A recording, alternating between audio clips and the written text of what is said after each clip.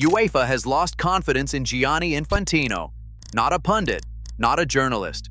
UEFA, the governing body of European football, representing 55 nations and the majority of the world's best players, published those words in an official statement on Saturday.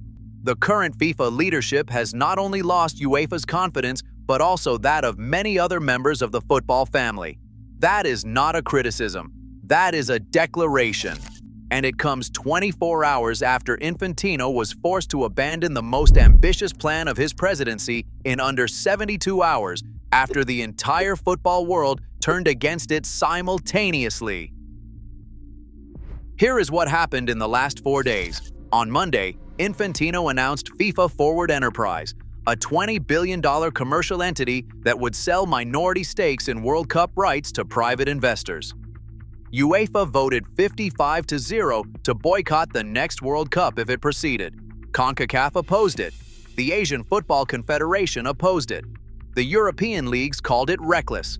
FIFPro, the players' union, said it would turn football into an investable asset for private capital. A former U.S. soccer president resigned in protest.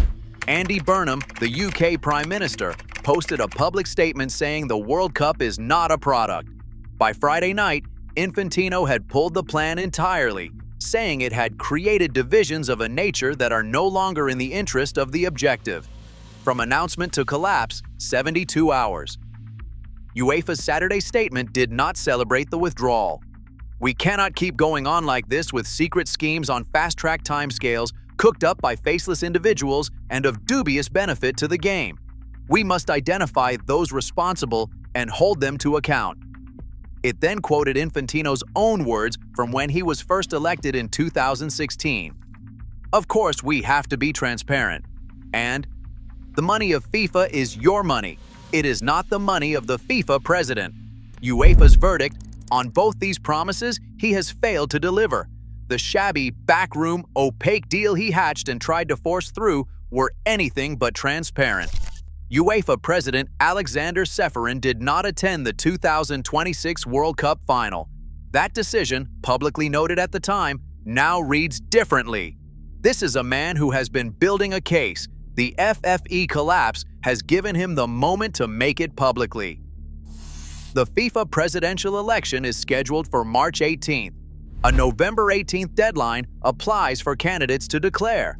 Infantino had expected to be re-elected unopposed, as he was in 2019 and 2023.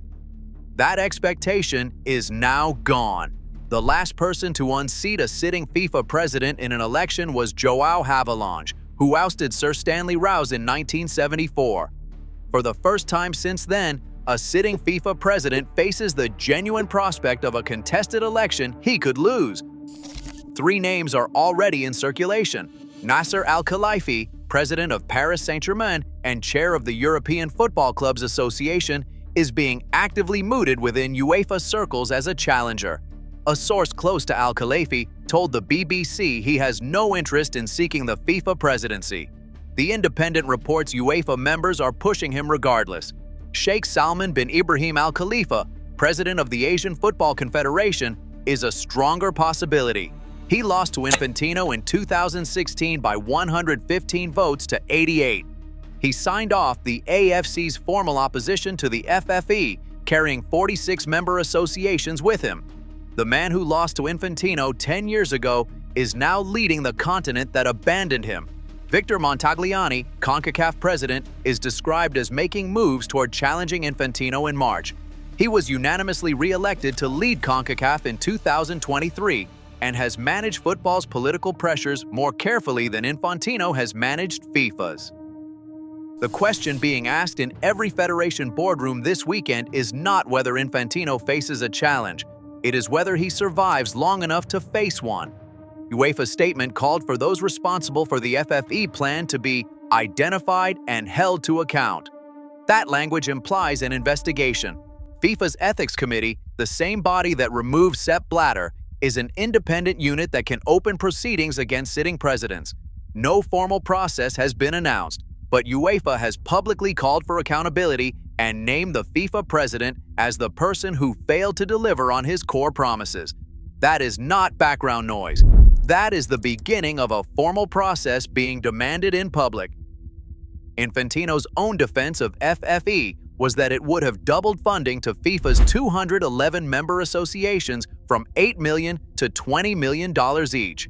That argument still has genuine weight with smaller federations in Africa, Asia, and the Pacific whose entire football programs run on FIFA's distribution money.